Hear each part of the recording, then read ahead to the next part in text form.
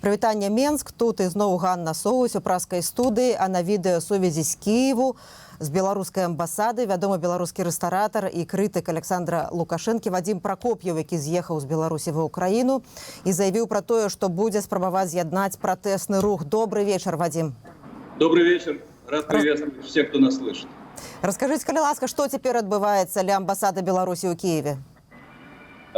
Вот что я вам скажу. Людей очень-очень много, но они ведут себя как прилежные белорусы. Проезжает машина, они уступают ей дорогу, они стоят молча в очереди, они, в общем, солидарные, но выражают это очень по-белорусски. Я бы сказал, что темперамента не хватало, тестостерона не хватало, несмотря на большую толпу. Татьяна Мартынова, ну и ваш покорный слуга, попытались каким-то образом это исправить, у нас получилось. И теперь атмосфера значительно веселее, играет музыка Цоя. И я привез столько плакатов, сколько смог привезти. Да. Наверное, в каких-то стримах они появятся, их можно будет узнать. Я потом попытаюсь с вами связаться еще, я сейчас отошел от посольства, там немножко за угол, да, чтобы поговорить. На плакатах я попытался написать ровно то, что я думаю, и ровно то, что следует видеть ГБшникам из-за стеклянных дверей белорусского посольства в Киеве. Они, разумеется, делают то, что они должны делать, они издеваются, они пропускают очень медленно, да. Но среди людей наблюдается оживление и солидарность. Вадим, якая ваша папярэдняя ацэнка таго, што адбываецца цяпер у Беларусі, таго, што можа адбыцца ў бліжэйшыя гадзіны? Ну, давайте так. Лукашенко объявил совершенно беспардонный и теперь уже открытый террор собственному народу.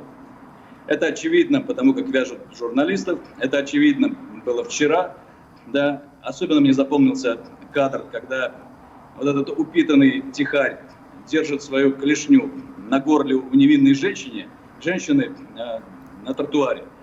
Я очень хочу этого тихаря, я хочу ему пошептать что-то в ушко, да. Я думаю, наступит такой момент, я хочу узнать его фамилию, номер жетона, да. Он мне особенно интересен, там все отличились, но этот мне особенно интересен. Редкая сволочь, да, извините за такой тон. Что еще мне видно? Но мы знали, что будут проблемы с интернетом, мы знали, что будет издевательство, мы знали, что будут фальсификации, мы знали, что будут фальсификации масштабные. Но знаете что? Это смешно, потому что их фальсификации, оказывается, чрезвычайно деревенские. Мы их словили за руку много-много-много раз. От пожарной лестницы со второго этажа школы до недостаточных количества бюллетеней, до уже проголосовавших на ваш паспорт. Это просто смешно и неудобно, да? То есть я допускаю, что лукашенковский штаб, подозревает, что он находится где-то между Шейманом и КГБ, он тоже совершенно растерян и беспомощен, несмотря на то, что у них технологии отработаны давным-давно, и все у них шито-крыто.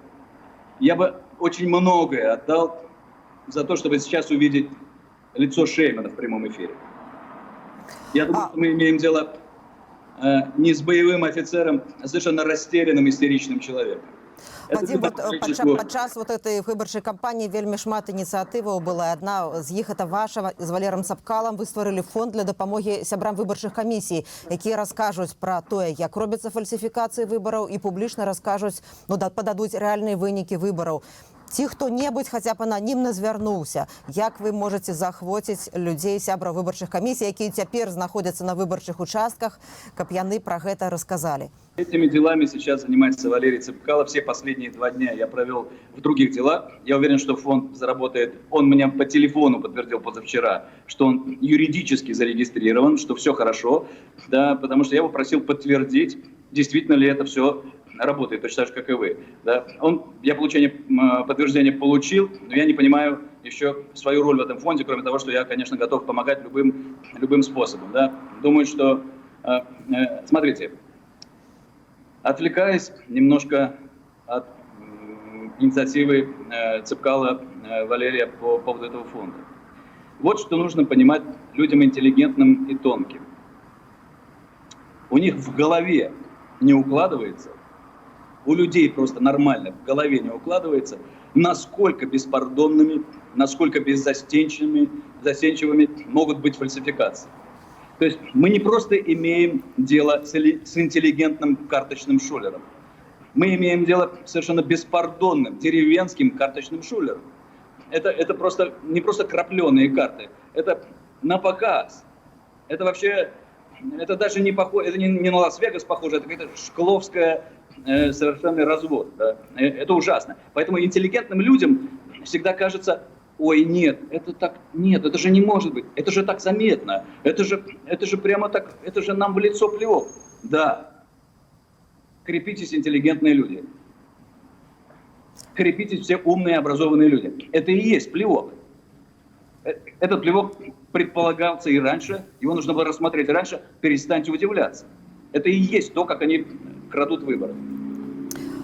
Спадар Вадим, дзякуй вялікі, што пагадзіліся пагаварыць з намі. Гэта быў рэстаратар Вадим Прокоп'еў, крытык Александр Лукашенко, які ў гэты момант знаходзіцца ля амбасады Беларусі ў Киеве.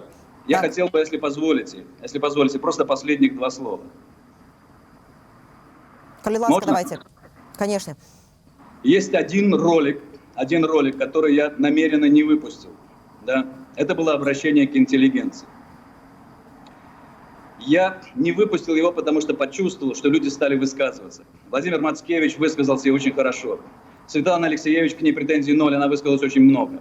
Но в принципе у белорусской интеллигенции иногда срабатывает стокгольмский синдром больше, чем у остальных. Они непозволительно умеют предаваться фатализму и меланхолии. Ни в коем случае. Я умоляю, я всем передаю, всем умным, образованным, тонким, рафинированным людям. В этот момент только сплочение. Мой ролик журналистам пытался достучаться до главных редакторов. Я очень хочу, чтобы сейчас, когда интернет чуть-чуть включат, или когда мы этого дождемся, это же не будет вечно, да, чтобы каждая обложка каждого интернет-издания, от Тутбивай до Ку.ку.орг, понимаете, от Виллиш до онлайнера, до нашей Нивы, чтобы у них было только одно заглавие. Вы помните времена Шарли Абдо, вы помните московские первые страницы газет про Ивана Голунова. Дякую вялікі, Вадим. Ваш заклик пачуты, ваш заклик да адзінства пачуты. Гэта быў Вадим Прокоп'еў ад амбасады Беларусі ў Киеве. Менск, перадаю вам слово.